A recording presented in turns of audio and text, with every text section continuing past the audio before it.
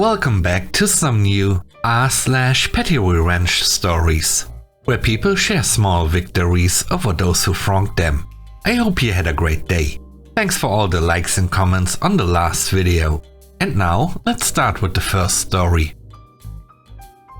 It's called Parking Compliance. Back in the 90s, I worked at a family's engine shop downtown. It was an L-shaped building with a back lot that was separated from the street by a brick wall topped with a wrought iron fence.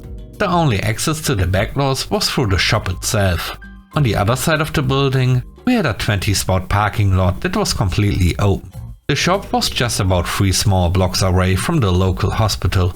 The hospital decided to remodel and expand. Since they were landlocked at the time, the only place they could build was on their existing parking garage and lots. They quickly changed their policy to allow only emergency room parking on site. To handle the overflow, they rented or bought several lots around the city and ran a shuttle bus to get everyone to and from the hospital. From what I heard, the staff parking lot was the furthest away, and the bus stopped at every lot on its route, adding a lot of time to the staff's commute. They were strict about the new rules.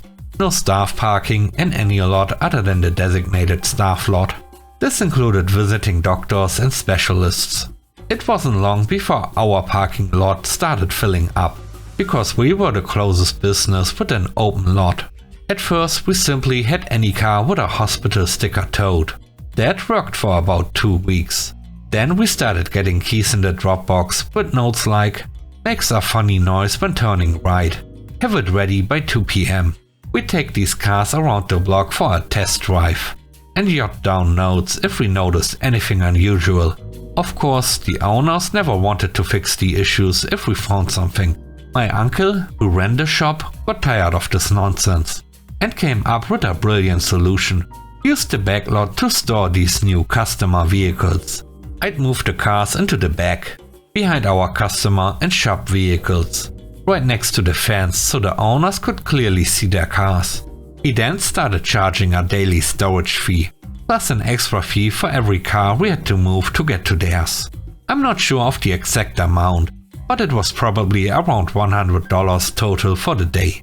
On top of that, it would take me 40 minutes to an hour to move everything around, just to get one of these vehicles out. Of course, the hospital staff were frustrated and complained about the price and how long it took. My uncle would just smile, and if they refused to pay, tell me to move slower. He'd say, "Take extra care of this important customer's car," while he prepared the paperwork to place a mechanic's lien on the vehicle. It didn't take long for the problem to solve itself. What started as a full parking lot every morning quickly reduced to maybe 1 car, if any at all. The next story is called Bad Instructions. I work with a pretty chill team, and almost always, when someone goes on leave, there's someone else to cover reports with little to no problems. However, in the past few months, our team size has decreased, which means some people have had to take on a few more, but smaller clients. One of my colleagues, let's call him John, was handling 2 clients, C1 and C2. I've been with this team for over 2 years, initially handling client X. I resigned last September, but eventually came back in November. Someone else had already taken over my previous client, so I was reassigned to C1 and became the backup for C2, which was John's client. John was happy because I already had a good understanding of the general processes within the company, which meant less onboarding stress for him. During my first week back, John mentioned he'd been going on a week-long vacation the following week. I asked if he'd already informed our manager, and he said everything was fine. Since I was the backup for C2, I immediately raised a concern. I wasn't confident I could handle C2's reports on my own, because although the process was somewhat similar to what I had done before, there were unique nuances I wasn't familiar with. On Monday, the week before his vacation, I asked John if he could onboard me. He told me to study the materials on my own while he worked on solving some issues with the reports. I obliged.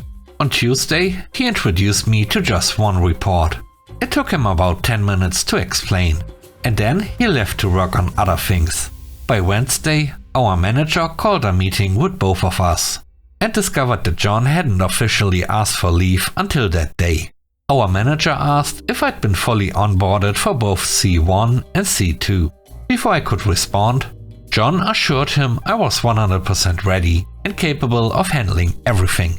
After the call, I confronted John, pointing out that he had 9 reports for C2 and had only onboarded me on 1, and even that was a brief 10-minute walkthrough. He promised I'd be fine and said he'd call me during his vacation if I needed help. On Thursday and Friday, I repeatedly asked him to document all the reports properly so I could have a guide. By Friday evening, he handed me a list of the reports with their data sources and a few brief sentences about where to copy and paste data. I gave him the benefit of the doubt and tried my best, but I was already struggling with 3 reports for C1 that had errors and bugs I had to solve without any documentation. Now, on top of that, I had to handle 8 additional reports for C2, which took up half my day just running queries, leaving my laptop almost unusable. During his vacation, I powered through Monday to Wednesday, dealing with daily errors in the queries. Some reports were even linked to data sources available only on his work laptop. Then came Thursday. I discovered there was a weekly business review report that wasn't on the list John gave me. The client asked for it at 4 PM and wanted it by 6 PM. I called John repeatedly, but he didn't answer until 4:30 PM. Thankfully, we managed to complete it by 5:30 PM, but it was incredibly stressful. Afterward, I spoke to John and expressed my frustration about the lack of proper onboarding and documentation. I had been working overtime because his reports were poorly maintained.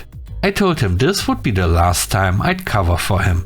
When he returned from vacation on Monday, he barely spoke to me. That same day, I discovered 3 more reports for C1 that he hadn't mentioned during my initial onboarding. When I reached out for help, he just sent me vague instructions like copy values from column A to C and paste them on file B. When I followed his instructions to the letter, the queries returned errors and some numbers didn't make sense.